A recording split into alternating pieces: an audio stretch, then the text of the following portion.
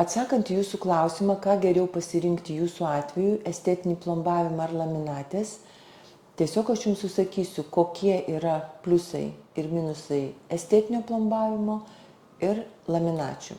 Estetinis plombavimas, kai plombų pagalba yra atstatoma jūsų dantų anatominė forma, jeigu dantukai nuvalgyti, jeigu jie pažeisti karies, o jeigu spalvos pokyčiai atsiradę, viską galima atstatyti specialiomis plombomis.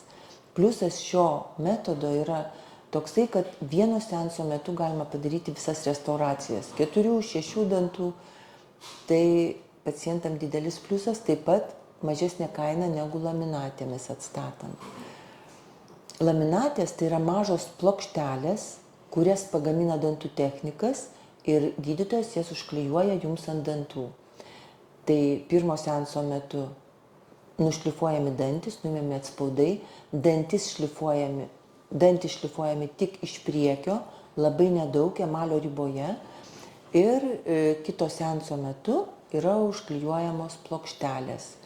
Šis atstatymo būdas yra ilgaamžiškesnis, jisai labai gražiai atrodo tos restauracijos, bet jisai žinoma yra brangesnis. Taigi pliusai laminačių jos ilgaamžės, minusai jos brangesnės. Estetinis plombavimas reikia kas 6 mėnesius poliruoti, gali nusidėvėti per 6-8 metus. Taigi jūsų atveju pasirinkti jum pačiai, bet kuriuo atveju jūsų dantis liks gyvi.